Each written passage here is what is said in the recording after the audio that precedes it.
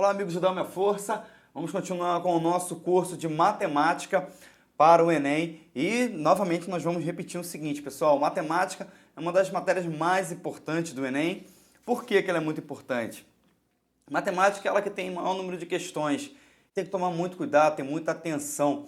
Eu costumo dizer que a matemática, às vezes você não gosta de matemática, mas a matemática ela gosta de você, ela quer te ajudar no Enem. Por isso que o pessoal da banca, eles valorizam muito as questões fáceis. Então, se você acerta todas as fáceis e você, às vezes, erra algumas difíceis, você fica com uma nota boa. Por exemplo, 850. Tem pessoas que conseguiram ficar até com 900, acertando a maioria, acertando quase todas as fáceis e errando algumas das difíceis. É assim que funciona e é assim que a gente tem que continuar andando no nosso pensamento para aprovar o Enem. E nós, da Minha Força, nós fazemos isso. Nós queremos te apresentar hoje, já acabei tirando aqui as progressões geométricas. Esse tema é um tema muito legal. De vez em quando ele não aparece, ele some, mas ele vive oscilando. Progressão geométrica é um tema importante, nós temos que saber, mas é um tema que de vez em quando ele some do Enem, tá bom? Mas é o seguinte, vamos aprender a ideia da progressão geométrica. Já vimos a progressão aritmética, agora vamos na geométrica. Como o nome mesmo diz, progressão geométrica vai nos dar uma ideia, uma intenção de coisas sendo multiplicadas. Então, olha só para esse exemplo, nós temos aqui uma sequência de números. Então, nós temos 2, 4, 8, 16, 32, 64 e assim sucessivamente. Existe uma relação entre elas.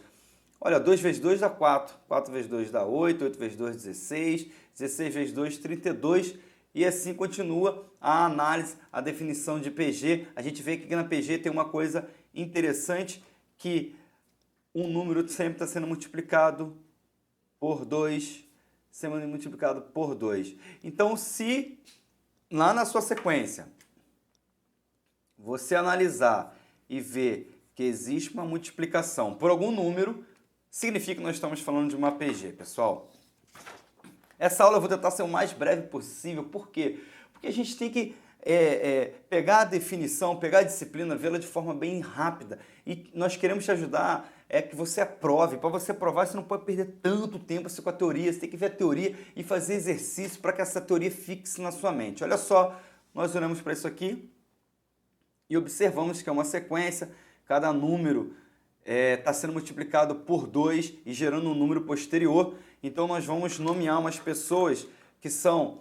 Eu chamei esse cara aqui de um termo central de AN. Então, quem vem depois dele é o AN mais 1, é o número posterior. E o que vem anterior a ele é o AN menos 1. E com isso, nós vamos definir a razão de uma PG. A razão de uma PG foi justamente isso. Se você olhou para uma PG, você vê que cada número está sendo multiplicado pelo mesmo número, gerando um número posterior, isso é a razão. Mas em termos de matemática, nós definimos a razão assim.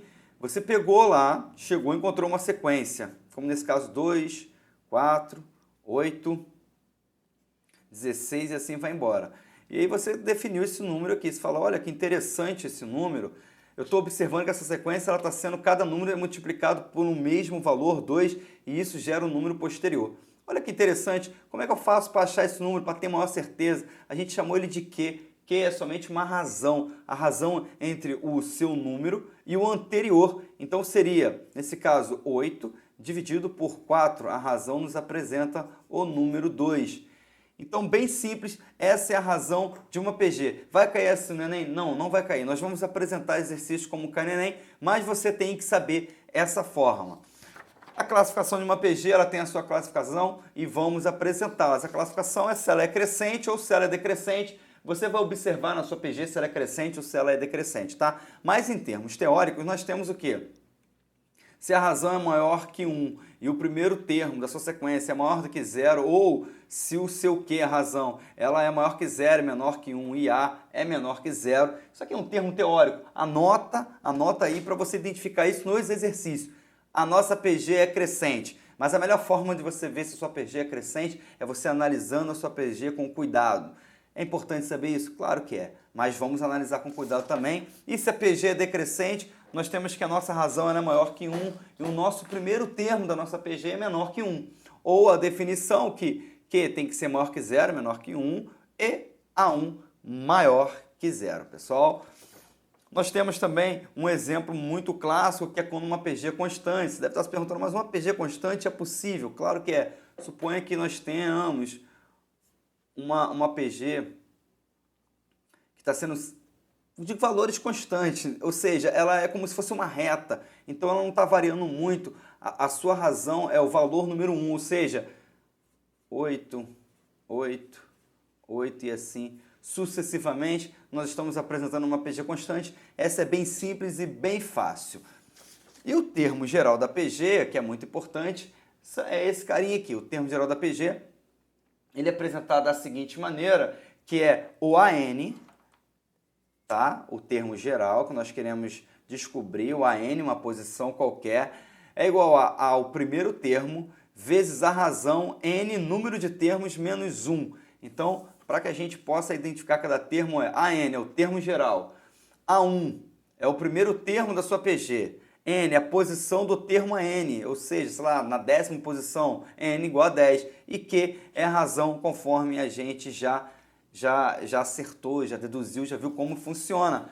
E a PG também, ela pode se formar uma PG finita, e nós queremos entender a soma dos termos de uma PG. Ou seja, quando uma PG ela é finita, ela é apresentada pela seguinte equação, e nós não podemos marcar bobeira com as equações.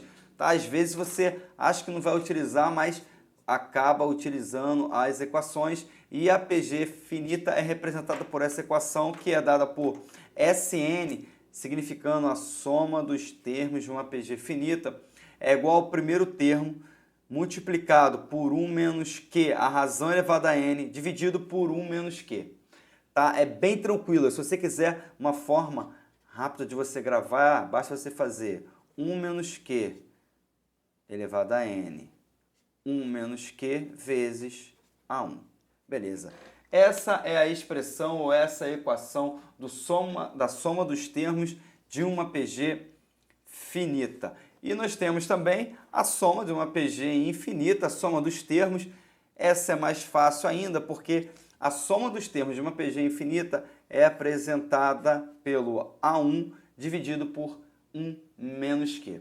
Galera, essa aula foi bem rápida, bem tranquila, mas a gente não precisa ir muito a fundo. O que a gente precisa fazer? Ir na plataforma, baixar os exercícios, ver que tem alguns exercícios resolvidos em vídeo, em PDF também, e praticar bastante. Pratique bastante exercício, refaçam, pegam os seus livros, façam bastante exercício e fiquem atentos aos termos, por exemplo, nesse caso aqui, da PG. Então, pessoal, a gente fecha a aula de PG por aqui. Na próxima aula tem exercício, vamos caçar algumas coisas do Enem também para resolver e apresentar para vocês. Muito obrigado, valeu pela audiência e até a próxima.